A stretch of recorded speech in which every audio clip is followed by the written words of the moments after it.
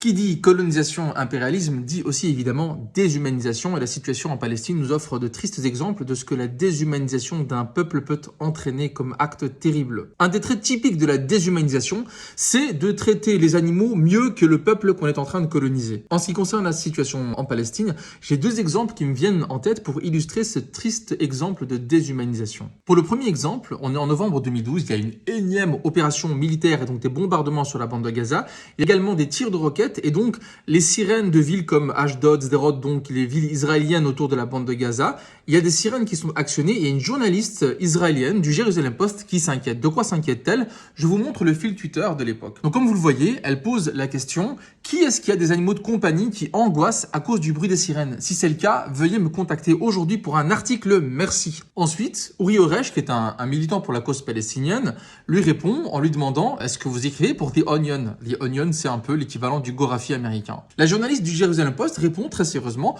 non, c'est un vrai souci, c'est un vrai problème pour les propriétaires de chiens et de chats dans le sud d'Israël. Et donc Uri Oresh répond à nouveau pour dire que pendant que des enfants sont assassinés dans la bande de Gaza, on a ici des journalistes qui s'inquiètent de la façon dont les chiots réagissent à des sirènes. Pour le deuxième exemple, on se rend en Cisjordanie, où comme vous le savez, les autorités coloniales israéliennes ont érigé un mur de la honte pour grignoter du territoire et pour empêcher la vie des Palestiniens. À cette époque, il y a aussi une Israélienne qui s'inquiétait de la situation. C'était qui? C'était la ministre de l'Environnement, Yehudit Naot, qui a écrit dans un rapport que, je cite, « Les animaux ne savent pas qu'il y a maintenant une frontière, ils ont l'habitude d'un certain espace de vie et ce qui nous préoccupe, c'est que leur diversité génétique risque d'être affectée si différents groupes de population ne peuvent plus s'accoupler et se reproduire. » Ce qu'on remarque et qui est frappant avec les deux exemples que je viens de citer, c'est que la déshumanisation des Palestiniens ne réside pas tant dans le fait qu'ils sont moins bien traités que les animaux, c'est qu'ils sont carrément absents de l'équation, comme s'ils étaient inexistants. Et donc cette réflexion a aussi pour objectif de nous faire prendre